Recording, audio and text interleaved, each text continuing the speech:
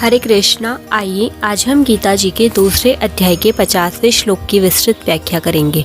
बुद्धि युक्तो जहाति है उभे सुकृत दुष्कृते तस्मात् योगायुज्यस्व योगः कर्मसु कौशलम। अर्थात बुद्धि समता से युक्त मनुष्य यहाँ जीवित अवस्था में ही पुण्य और पाप दोनों का त्याग कर देता है। अतः तू योग समता में लग जा, क्योंकि कर्मों में योग ही कुशलता है। व्याख्या है, बुद्धि युक्तो जहाति है उभे सुकृत दुष्कृति। समता युक्त मनुष्य जीवित अवस्था में ही पुण्य पाप का त्याग कर देता है, अर्थात उसको पुण्य पाप नहीं लगते, वह उनसे रहित हो जाता है। जैसे संसार में पुण्य पाप होते ही रहते हैं, पर सर्वव्यापी परमात्मा को वे पुण्य पाप नहीं लगते। ऐसे ही जो समता में निरंतर स्थित रहता है उसको पुण्य पाप नहीं लगते।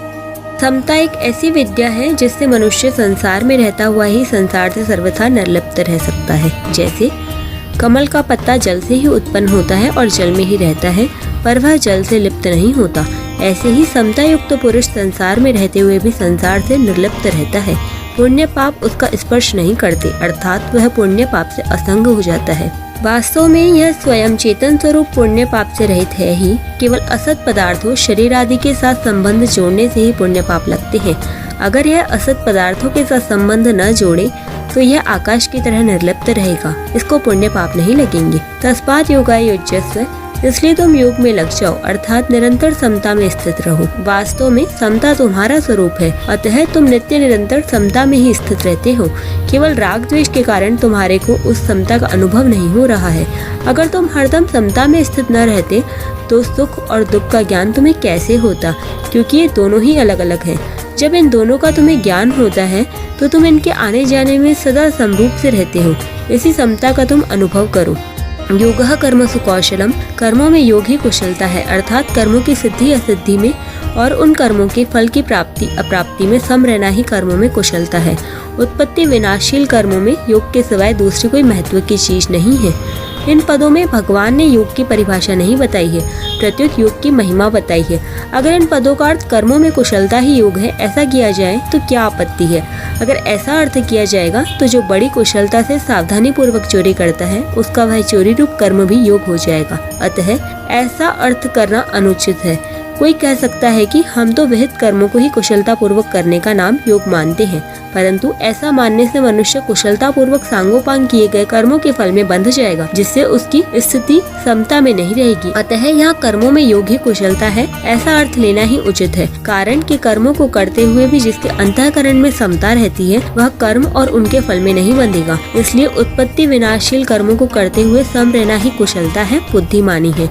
दूसरी बात, पीछे के 2 श्लोकों में तथा इस श्लोक के पूर्वार्ध में भी योग समता का ही प्रसंग है, कुशलता का प्रसंग ही नहीं है। इसलिए भी कर्मों में योग ही कुशलता है, यह अर्थ लेना प्रसंग के अनुसार युक्ति युक्त है। यहाँ परिशिष्ट भाव यह है कि इस श्लोक में आए योगः कर्मसु कौशलम पदों पर विचार करें तो इनके 2 अर्थ लिए जा सकते हैं। कर्मसु कौशलम योग है, अर्थात कर्मों में कुशलता ही योग है। कर्मसु योगः कौशलम, अर्थात कर्मों में योग ही कुशलता है। अगर पहला अर्थ लिया जाए कि कर्मों में कुशलता ही योग है तो जो बड़ी कुशलता से सावधानी से चोरी ठगी आदि कर्म करता है उसका कर्म योग हो जाएगा, परंतु ऐसा मानना उचित नहीं है और यहाँ निषिद्ध कर्मों का प्रसंग भी नहीं है। अगर यहाँ शुभ कर्मों को ही कुशलता पूर्वक करने का नाम योग माने तो मनुष्य कुशलता पूर्वक सांगोपांग किए हुए शुभ कर्मों के फल से बंध जाएगा। फले सक्तो निबध्यते, अतः उसकी स्थिति समता में नहीं रहेगी और उसके दुखों का नाश नहीं होगा। शास्त्र में आया है कर्मणा बध्यते जंतु, अर्थात कर्मों से मनुष्य बंध जाता है। अतः जो कर्म स्वभाव से ही मनुष्य को बांधने वाले हैं वे ही मुक्ति देने वाले हो जाए, यही वास्तव में कर्मों में कुशलता है। मुक्ति योग समता से होती है, कर्मों में कुशलता से नहीं। योग समता का आदि और अंत नहीं होता, परंतु कर्म कितने ही बढ़िया हों उनका आरंभ तथा अंत होता है और उनके फल का भी संयोग तथा वियोग होता है। जिसका आरंभ और अंत संयोग तथा वियोग होता है उसके द्वारा मुक्ति की प्राप्ति कैसे होगी, नाशवान के द्वारा अविनाशी की प्राप्ति कैसे होगी। समता तो परमात्मा का स्वरूप है, निर्दोषम ही समम ब्रह्म, अतः महत्व योग का है, कर्मों का नहीं। अगर पहला अर्थ ठीक ही माना जाए तो भी कुशलता के अंतर्गत समता निष्काम भाव को ही लेना पड़ेगा। अगर कर्मों में कुशलता ही योग है तो कुशलता क्या है? इसके उत्तर में यह कहना ही पड़ेगा कि योग समता ही कुशलता है। ऐसी स्थिति में कर्मों में योग ही कुशलता है। ऐसा सीधा अर्थ क्यों न ले लिया जाए? जब योगः कर्मसु कौशलम पदों में योग शब्द आया ही है तो फिर कुशलता का अर्थ योग लेने की जरूरत ही नहीं है। अगर प्रकरण पर विचार करें तो योग समता का ही प्रकरण चल रहा है, कर्मों की कुशलता का नहीं।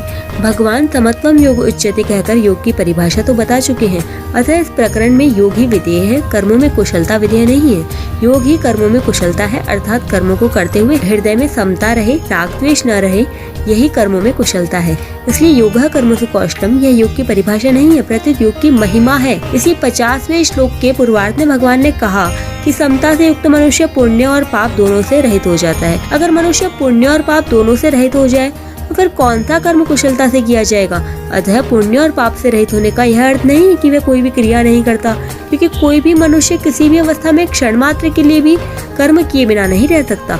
अतः यहाँ पुण्य और पाप दोनों से रहित होने का अर्थ है उनके फल की इच्छा से मुक्त होना। आगे 51वें श्लोक में भी भगवान ने फलम त्यक्त्वा पदों से फल के त्याग की बात कही है।